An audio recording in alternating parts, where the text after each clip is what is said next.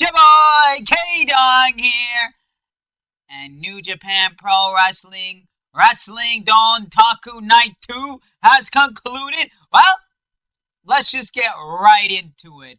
The overall was a great show overall, as to expect it from NJPW shows. What more can you expect from them? That's what you expected, you get them. But let's start off with the first match. Pre-show card. We had Tetsuya Naito and Ryosuke Taguchi versus Jet Li, Taiwanese wrestler who wrestles in an independent. There's an independent wrestling promotion in Fukuoka that Jet Li wrestled in, and they said because of that he's allowed to live in Japan and has been doing so Jet Li, Taiwanese wrestler, and Hatamaru Sasaki, another wrestler of the Fukuoka prefecture. So they did a lot of, by the way, the Wrestle Kingdom Night 2 did a lot of promotion and supporting of the local wrestlers, local promotions, local independent scene. And I like that of New Japan, where they're helping to promote and build with others, unlike certain companies that we know. But I like that they're giving back to Japan and giving back to the Japanese wrestling scene. Like, they're giving back because they're like, here, now let's bring everyone else up with us. Anyway, so in this match, we had Taguchi and Sasaki start the match. There was quick tags with quick tag to Marashima because, like, what? Less than 30 seconds, Taguchi goes to Marashima and goes, "Hi, you." All right. I'm like, I get it. Do a couple, one or two little quick things and then tag him in. That makes total sense, right? Let's see. The whole match, by the way, was a very MMA style brawler, as to be expected, because what's his name? Hitamaru Sasaki is an MMA fighter and a pro wrestler and a shoot wrestler. So it makes kind of a lot of sense for Hitamari to do a lot of very MMA style wrestling and like brawler style, and Taguchi was following suit with the style that he wanted to go in the ring, which is what's good about a wrestler. A very, very, very, very good thing is when a wrestler is in the ring and knows one wrestler specializes in one style or goes in that way, but you know that if you try to be yourself, it'll kind of throw it off. Might as well just adapt to them, which I like what Taguchi did, and I like that Marashima tried to do his style mixed in with Sasaki's style. But when Jet Li came in, Jet Li just went, all right, we're just gonna go explosive, high flying, off the top rope, fly, high fly, brawl, jump everywhere style. But I do get it with the whole Hitamaru Sasaki style, because again, they mentioned. And they also did mention, the commentary did mention, don't look at his 3-7 record in MMA. He's still very good, and a lot of his fights go the distance. So I'm like, not bad. But he doesn't wrestle in US, if you're wondering. He's not like a UFC fighter. I wanted to say Strike Force or Dub, but the only thing left is UFC. But yeah, he's not a UFC fighter. He's an MMA fighter in Japan, which, by the way, I did not know Japan still had a prominent MMA scene, because I thought, well, technically Pancreas runs 2 shows a year, so technically, or 1 show a year, I don't know. But I didn't know, like, since Pride was bought out by UFC. But anyways, I liked his style, though. Again, for anybody who knows my background and my history with MMA, and you guys seen one of my videos where I mentioned my top 10 favorite wrestlers and one of the reasons why I like Bryan Danielson so much, right? So if you guys know my history, for anyone who doesn't know, I was a former kickboxer, right? Amateur, not pro, amateur, not even good amateur, but I was an amateur though. So that's why I like when I see MMA styles and things like that, because again, touches me inside my soul a little bit. So I like that match, and that's why this match is getting 3.25 stars. It was a good match, and I get why they let Marashima and Taguchi win. It makes sense. Marashima, by the way, is the young lion, for anyone who doesn't know. So I get it. Build the young lion. Use these veterans that are in the ring currently to build a young lion as Katsuya Marushima, and I really praise New Japan for how they do their program with new young generation, build them up as a young lion, bring them in with a veteran or two, have them work their way in, and also I like how they all wear black trunks because that's how a young lion should be.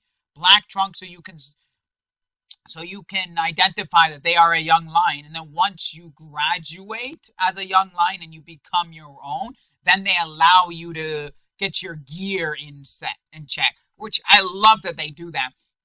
Some wrestlers, when they're young generation, they come in, they don't know what they're doing, and they just go off the rails, and then it looks stupid, right? So I get it that they have to build themselves so they know where they're going. Like a perfect example would be Gabe Kidd, but except Gabe Kidd went one step further and said, "I'm going to keep the young lion look, but just put the New Japan logo on it." But then there are some, like for example, Naito or who's the other one? Because they did bring it up. They said Naito was one of them. Naito, Bushi.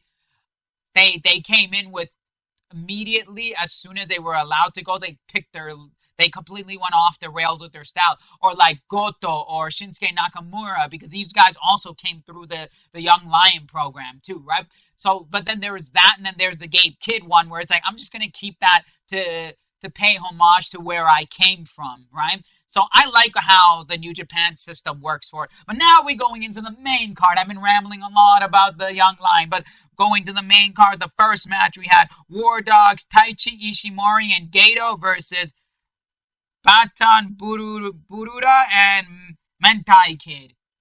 Again, two other wrestlers who wrestle in the Fukugawa region prefecture, and they wrestle in major independent promotions there. And oh my god, one guy, he looks like a who is it? Bururawa.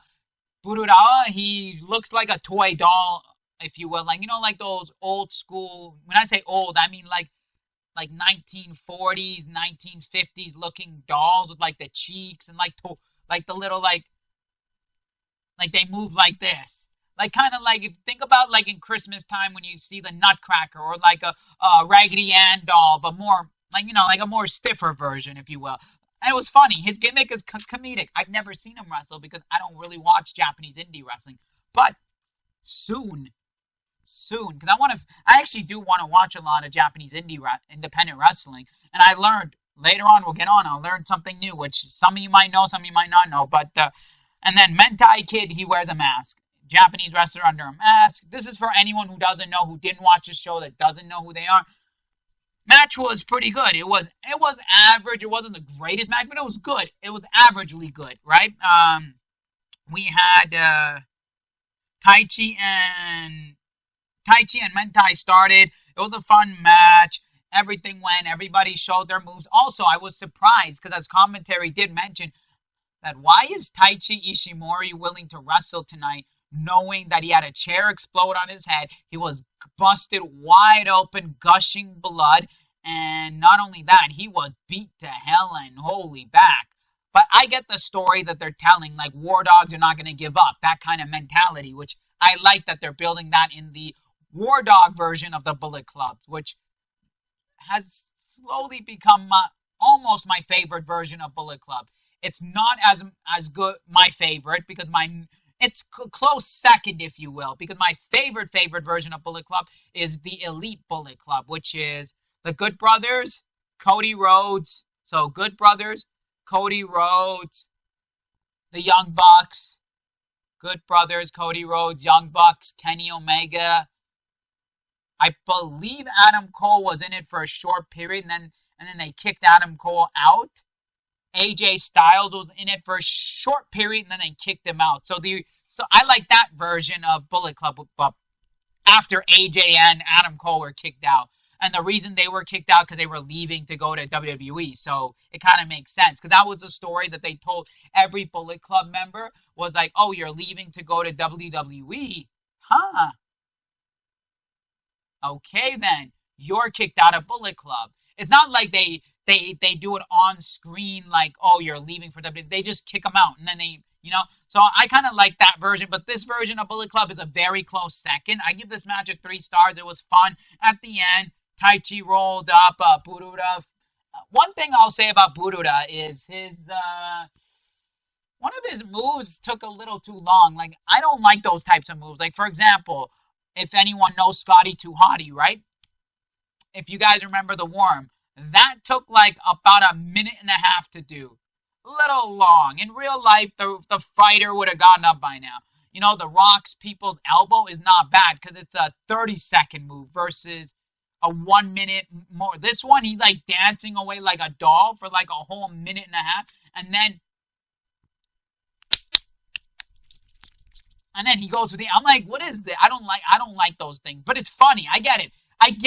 It's in his gimmick. But someone like Scotty Too Hottie or like anyone else who does things like that, it doesn't work for them. It's not in their gimmick. They're not comedy wrestlers. They're not supposed to be stupid. So that's the one thing that kind of like, but I'm like, it's in his gimmick. Anyways, I would like to see more of them, but I don't know how to watch Japanese indie wrestling. If you guys know how to watch independent Japanese wrestling, please let me know in the comment section below, because I would love to, because I love indie wrestling. Anyways, this match gets a 3 stars. And then we go into another tag match. United Empire's Great Okan versus Jacob Austin Young versus Hontai's Yoshihashi and Master Wato.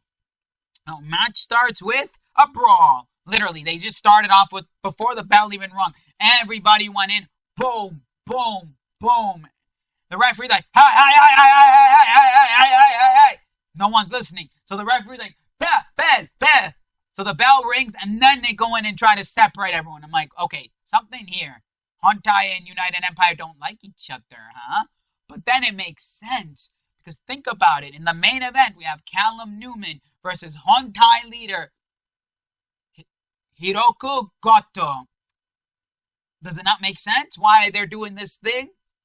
United Empire is trying to show we are going to have dominance. We are going to prove it. And Hontai is like, no, you're not. No, you're not. So I get where this is like a pre-build for the main event, if you will. And also, Great Okan is the IWGP Tag Team Champion with Callum Newman. So, does it not make sense? I put the 2 and 2 together when that happened. And then after once the referee managed to separate everybody and tell everyone, hey, get to your corners, we had Master Wato and Jacob Austin Young starting the match. And then quickly, within like 30 seconds, we see in the camera go to the ringside. We see Great Okan throwing Yoshihashi around at the guardrails. Yeah, so he threw him like 3 times to the guardrail, stood there, laughed, and walked away. And I'm like, dominance? More storytelling, more hidden messages within the main event? Good job. Good storytelling from everybody in that match. Now, obviously, overall, that's all they did for storytelling, because then after we had quick tag to Great Okan. Great Okan does one move, tag back to Jacob Austin Young, and they're making United Empire makes quick, frequent tags, and I'm like, okay, this is how a tag team should be. Quick, frequent tags to keep everybody keep running and show everybody's move. And that's how it was. And then they kept controlling the match for a very good while until Master Wato makes a huge comeback. Bam. Then, hot tag to Yoshihashi. And he's fired up, explosive. And after a bit of that, Great Okan goes, no. I'm going to stop you. Fired up. I'm going to stop your hot tag. You ain't running wild. You're not running wild. In which he stopped him. And Wato comes in, then makes a comeback. Hits the Jacob Austin Young with the German suplex pin. 1, 2, 3. Because what happened was Great Okan tried to stop Yoshihashi. Yoshihashi comes in. Yoshihashi, no, he doesn't come in. He comes, makes the typical tag where you go in, hit that one move, boom, hot tag to your opponent. Hot tag to Wato, Great Okan to Jacob Austin Young, pin, boom, boom, boom, German suplex, 1, 2, 3. I give this match a 3 stars. It was a good match. It was average. It was good. The beginning was a little hint for the main event, but yeah, I give it a 3 star. Then we go into a Stardom match, which we've seen. We've seen female wrestlers in New Japan because Bushiro, if anyone doesn't know, Bushiro owns both New Japan and Stardom. So it only makes sense why we see Stardom wrestlers in New Japan. In the past, how it used to be was there would never be female wrestlers because New Japan, like in Japan, how wrestling works is men have their own promotion, women have their own promotion. And then, but what New Japan has done is because they have New Japan Strong, you have the New Japan Strong Women's Champion, which is the Stardom wrestlers being signed to New Japan Strong. And you also have a New Japan Women's title as well, which only gets defended on Strong. Anyhow, so, but now they're implementing more and more because Bushiro now owns Stardom and New Japan. For anyone who doesn't know Bushiro is the card company that owns, it's a TCG, like a trading OCG, the card game company that owns Vanguard, Weiss Awards, and there's one more card game. So yeah, they own it. So it was great to see it. My dad was surprised. One of my friends that was watching it also, he didn't watch it with me. He was just watching it about an hour before I did. And he texted me, he goes, women on New Japan. I go, haven't you seen them before? Yeah, but this is surprising in Japan. I've seen them on Strong. I go, yeah, they own Stardom. You know that. He goes, oh, yeah, you're right. They do own Stardom. Okay. My dad was surprised. When I told my dad, he goes, oh, yeah, they do. A lot of people were actually surprised to see it, but I wasn't. And we had, who were the members? We had Neo Genesis versus FWC and Micah. I didn't write the wrestler's name because I don't, outside of Micah and Azume, I didn't know anyone else. And the names were so quick by them. I was like, screw it. I'm just going to write the faction. I know Neo Genesis, the faction. So I was like, okay, I'll write that. I know Micah is now joined FWC, but they call them FWC and Micah because Micah is with a different faction, but under FWC now, which is a tag team. Which, anyways, match starts explosive, very, very, very explosive, high flying intensity. Everywhere you look. Women are amazing. Female Japanese wrestlers, I'm going to say, are tenfold better than the female wrestlers anywhere in the world. 100%. 150,000. They know how to intensify the match. They start off like crazy. They have amazing chemistry with each other. They know everything in the books, and they know how to get the fans over and go, and if anybody can figure that out, they're hot. The Japanese women are hot too. They got the looks, they got the in-ring skills, they have everything for a perfect wrestler. I would suggest any of you women out there who are wanting to be wrestlers, don't train in your own home country. Spend the extra money, go to Japan and get trained by Japanese trainers, gyms, wrestlers. Get trained. Find out where these female are wrestlers. Because every time I watch a Japanese female wrestlers, they're always giving 3.5, 4. They're giving amazing matches. And everybody I talk to, they say, holy crap, this was probably one of the best matches. You know how many times I've watched matches? I'm like, match of the night, female. Match of the night, female. Close second, the females. Seriously, just give them a go. Trust me. They do a lot better. Like, this match went everywhere. You could not take your eyes off. It was a blink and you miss it type of match, you know? And then we ended off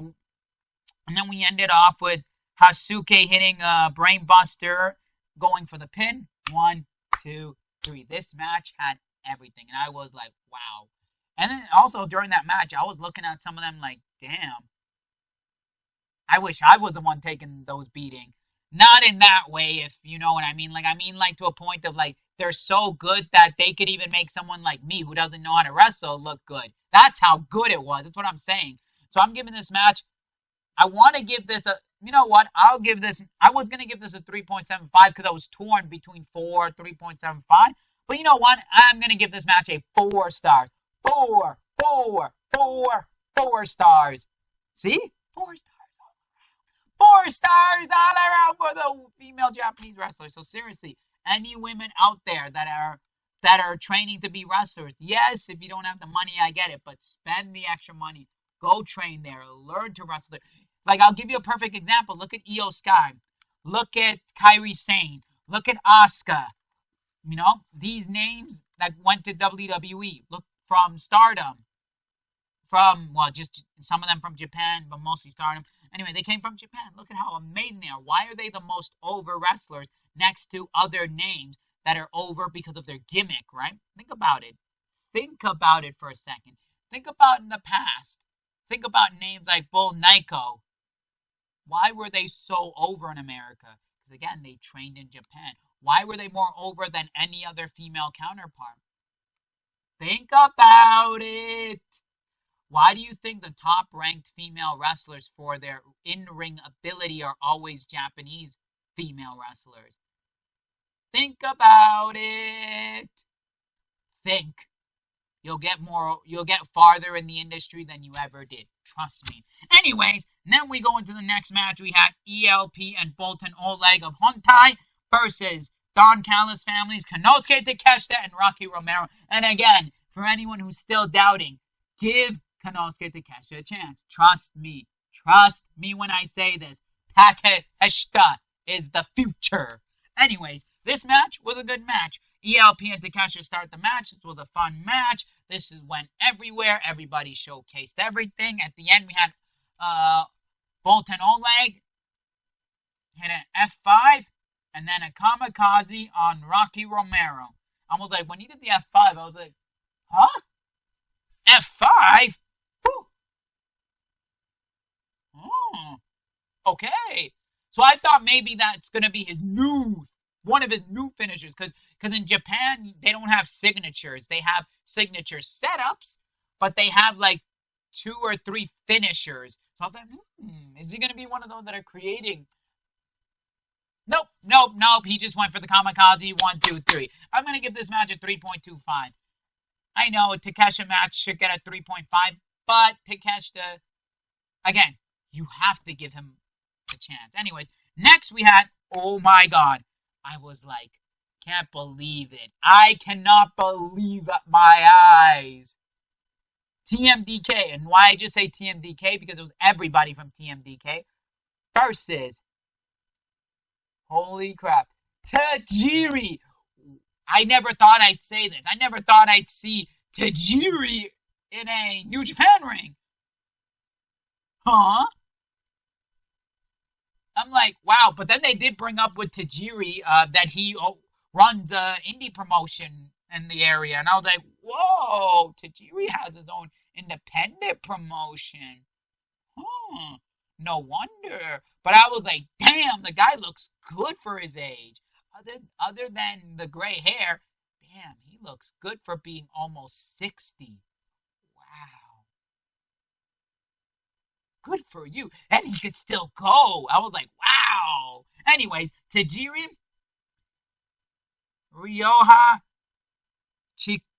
Chikazan, again, another wrestler in that Fukugawa region. And by the way, he came from Tajiri's independent promotion, by the way, if you're wondering. Hiroshi Tanahashi, Ace Tanahashi, Toriano, and Tajiri and ZSJ start the match.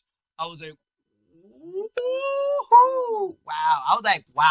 I was like, I would never thought I'd see the day. Tajiri and Zack Sabre Jr. in a match, fighting. And this match was very, very technical. Because again, when you watch Tajiri, he's a very much like strong style technical wrestler. And ZSJ is British style technical. And I'm like, 2 technicians going at it. I was like, woohoo! I had no words but except because I grew up watching Tajiri. Like I did. I grew up watching Tajiri. And they brought up the history of Tajiri in WCW and ECW, CMLL. You know, he's wrestled in Dragon Gate, All Japan, running his own promotion. They didn't say WWE because I was like, I guess they can't. They don't want to mention them. But anyway, but they said and I'm like, he's not wrong. He wrestled everywhere. This guy could still go. I was like, holy crap! I can't believe it. I was like, this is like, I thought Tajiri was done. I get to see Tajiri wrestle one more time. Well, he's gonna wrestle more times, but this was like, wow. Anyways, there was very quickly. There was very quick technicians, very quick submission to submission, reverse to this submission. It was like, what more do you want from a Tajiri ZSJ match? Anyway, it was a tag team match, so quickly, very quickly,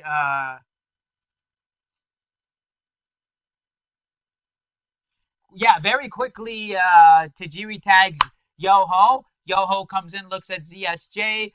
ZSJ hits one little move and then goes, all right. He goes, you're in. Now we're having this crazy matchup. We're having this epic everywhere road. It was a short match though. It was very short. I'm gonna say that. Toru Yano then enters. TMK gains control, making frequent tags. After a bit, Tajiri comes into the ring. After all of that, right? He comes in, missed on. He hits the, because Hartley Jackson at that point was a legal man, because everybody was doing everything. Toru Yano's in, tags in Hiroshi Tanahashi. What was it? Who was it? Was it Eagles or was it ZSJ? One of them tagged in. Hartley Jackson comes in. They're doing some stuff. Tajiri comes in, spits the mist. I was like, I can't believe it. Woo! We just saw the mist again. Now, obviously, he's not the originator. The originator comes from the great Kabuki, who trained great. What is it? What's his name? Oh my goodness! Why am I having a brain fart? Holy shit! I can picture him. I forgot the guy's name, but you guys know who I'm talking about. Who trained him? Who then trained Tajiri? Also trained Kazuchika Okada. No, sorry, trained Shinsuke Nakamura, Hiroshi Tanahashi, and oh my god, why am I having a blank here? Katsuyori Shibata. Anyhow, you guys know. But anyway, so yeah. But it was still like, oh my god, I can't believe I saw that missed on Hartley Jackson. Jackson falls. Tanahashi hits the high fly splash. 1, 2, 3. Give this match a 3.25 stars. Seriously, it's gonna bug the hell out of me that I don't know. Anyway, I know the guy. I know the name. He retired last year. Oh my goodness. Anyways, next we had L.I.J. Los Ingobernables de Japón.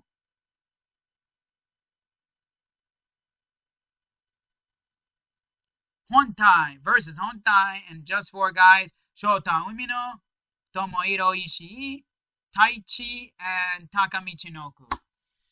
Before we go into this, the last time we're ever seeing Tetsuya Naito and Bushi in a New Japan ring. Thank you for everything you have done. Thank you for all that you did for LIJ, for Los Ingobernables de Japón. I am more than happy and grateful that I got to see you guys wrestle.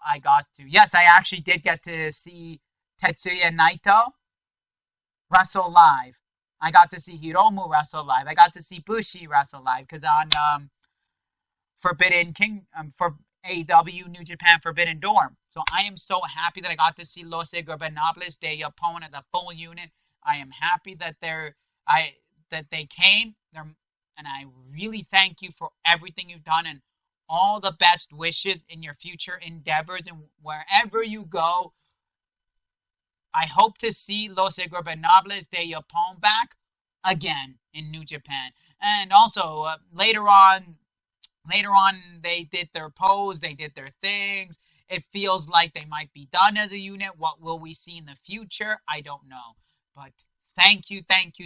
But anyways, emotions aside, as you guys know, Los Ingobernables de Japón is my favorite current faction, and my one of my top 10 favorite wrestlers, Hiromu Takahashi. So, anyways, I really, really, really again thank you to Tetsuya Naito and Bushi for everything you gave to New Japan Pro Wrestling and everything you've done for Los Ingobernables de Japón. And at the beginning, before the match, when Lij was gonna come out, they played a video package of Bushi and Tetsuya Naito's history with New Japan and their history with Los Ingobernables de Japón, and I was like very touched. I was tearing up watching that.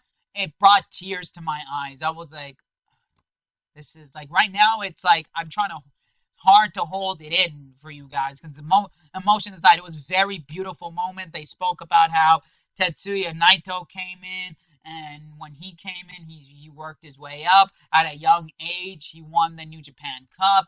He's been a G1 winner. He's won multiple IWGP World Title. Him and Bushi together formed a team. Him and Bushi did a lot. They came back from CMLL and formed Los Ingobernables de Japón. And eventually you had names like Shingo Takagi. You had Evil. Well, Evil was with them, but Evil left pretty quickly. But then you had, what was his name? They showed Sanada. Sanada left. That you had Shingo and Hiromu come in. You had, oh my god, it was very, very touching the way they showed their careers. It was like I was like very much in awe of just seeing it. And again, thank you Tetsuya Naito and Bushi.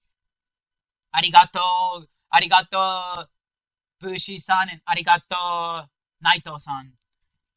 Yeah, as the match starts, the fans, everybody in the ring, fans start chanting Naito, Naito, Naito, Naito. Then Naito smiles. He's looking. He has a little tear, and then looks at Bushi. And then the fans chant Bushi, Bushi, and Bushi's trying to hold it in. As you could see, he's pulling his mat.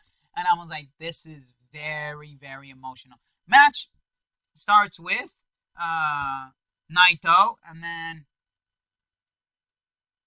Naito quickly tags in Bushi. Like Naito comes in, does one or two moves, quickly tags Bushi. Crowd's still chanting Naito, Naito, Bushi, Bushi, and almost even I'm sitting at home chanting, and I'm like, and it's very hard for me to talk right now because this could potentially be the end of Naito's career because Naito has, both of his knees are shot. He has a bad back. He's legally blind in one eye. Now I understand why he does this. I get it now, but this could be the end. This could be the end of Los Ingobernables de Japón.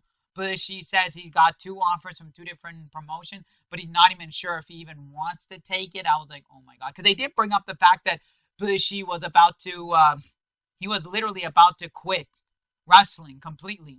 Because when Naito came back from CMLL, he told Naito, why don't we do this together? And he goes, nope, I don't want to be with you right now. I want to do this thing.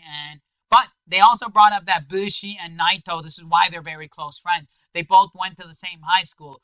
Bushi was 1 year younger than Naito. They went to the same high school. They were trained together, but when Bushi said that he was going to quit, he's like, there's nothing for me in wrestling then. Naito said, screw it, let's do it then. And that's how Los Ingobernables de Japón was formed.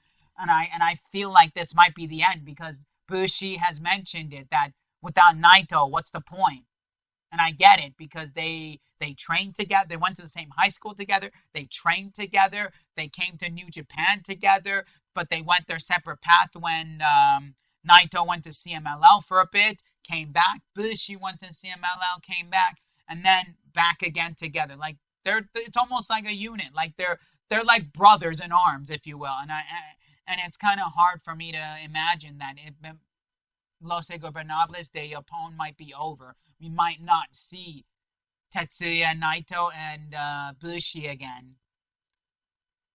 Match was great. Everybody does their stuff. They let Lij get full control of this match.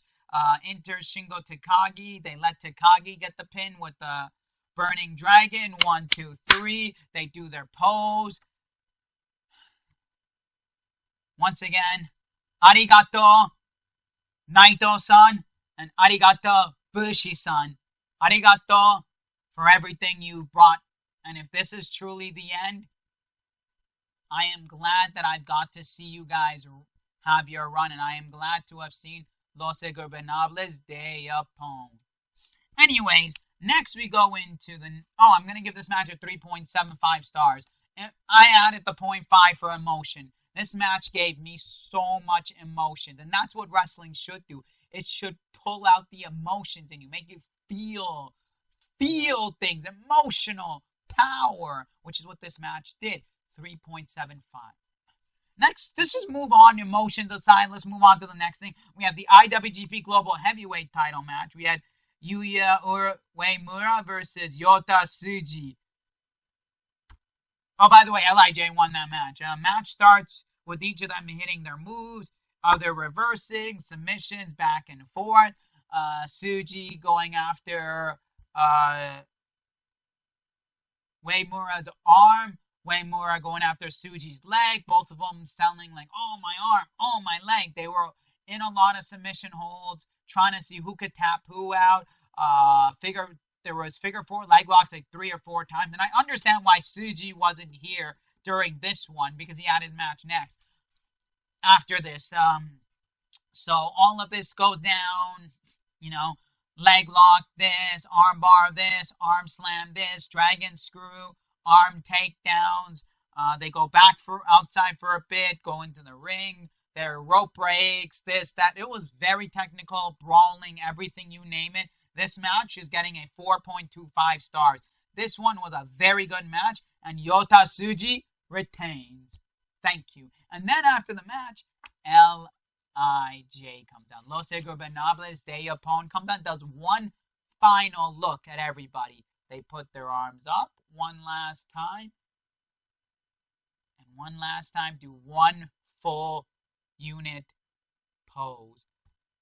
Again, it's very emotional. But again, arigato, Tetsuya Naito. Arigato, Naito-san. Arigato, Bushi-san. Again, everything you've done for this industry, everything you've done. I'm really, really glad that you were there, and I'm glad that Los Ingobernables de Japón was formed. Anyways, after all of that, what did we have? Gabe Kidd came out. Oh my God, I was like, wow.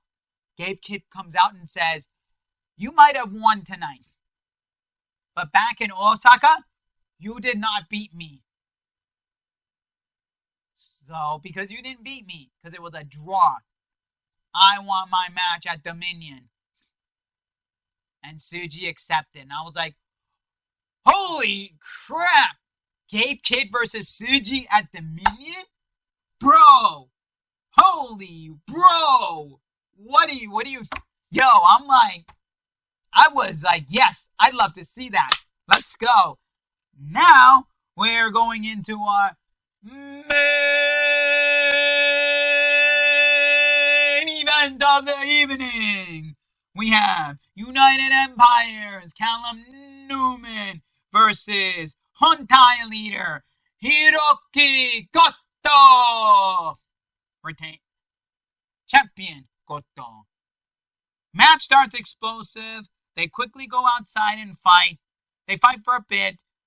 Main control, Goto. Then they go back into the ring. Newman hits.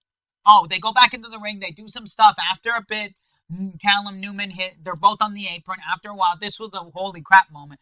Callum Newman hits an Oz Cutter, but they call it an Oz Cutter 2.0. Hits it, rolls. What is it? They're both outside the ring, right? They're both outside the ring. The ref is counting 18. Callum Newman rolls into the ring. 19. No, sorry. Callum Newman gets in on 16. Sorry, he gets in on 16. 18. 19. Goto in the ring. We're like, oh my God, this is going to go. This is going to get out of control. They go crazy. They go back, fourth. Boom, boom, boom, boom, boom, boom. And then, it's cutter out of nowhere. 1-2 kick out. Then match is going for a bit. They're going nuts. And I'm like, all right, this is good. And then out of nowhere,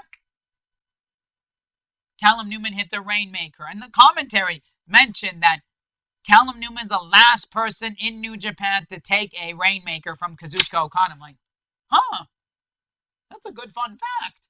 Makes sense why he did it. 1-2 kick out. Then they're going back and forth again. And I'm like this right now. I'm like sitting like this, glued to my TV. I'm like, where are they going with this?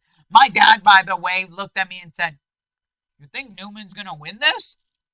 I go, I don't think so. I go, what, you think Callum Newman win? No. They're not letting Newman win. Too young, too new. Later. No.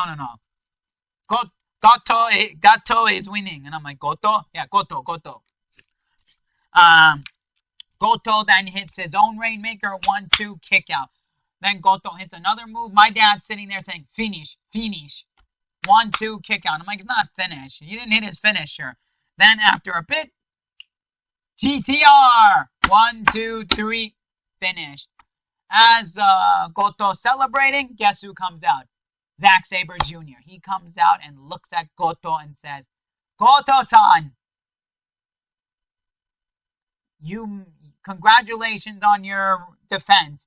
I want next this Friday at Resurgence. I'm like, yo, he didn't get his rematch. After he lost the belt at Osaka, he didn't get his rematch. Oh my God, this will be amazing. Now, a part of me wants Zack Sabre Jr. to win the match because if anybody who knows, I'm going to be going to Maple Leaf Pro Wrestling on this coming Saturday. So I would like to see Zack Sabre Jr. with the IWGP Heavyweight belt at Major Maple Leaf Pro Wrestling. But I don't think that's going to happen. But if it does, great. But I think the Goto Revolution is here for a long time. I think they're really building Goto. And then guess who comes out after Goto does his acceptance and his little speech like, hey, yeah, sure, I'll give you the match. Takagi comes out. I'm like, are you kidding me? Triple threat? No. Triple threat? But Goto, like, I respect it. I deserve a shot, but I respect that Zack Sabre Jr. came out and called his shot first. So he gets his shot first, but at Dominion, I faced the winner of U2. And I was like, what? Yo, there was a lot of like ups and downs, emotions. I was like invested. I was shocked. This night made me feel emotions from shock to sad to wow to oh my God. I give this match a 4.4 stars. Was it the match of the night? Almost. But I'm excited for Dominion. The two matches they've already set up for Dominion, I'm already excited. I'm excited for Resurgence this Friday. I'm looking forward to everything. Anyways, if you guys like wrestling, you guys like video games, and you guys like movie stuff, well, this is the channel for you. You see the subscribe button over here, right? Oh yeah. Oh, well, thank you for clicking that subscribe button. And now, like this video, share this video with everybody you know. Share it with your mom, your dad, your friends, your next door neighbor, some random guy you met on Instagram or Facebook. Share it with everybody. Anyways, remember, as always, enjoy it. Keep on collecting. We'll see y'all for another video.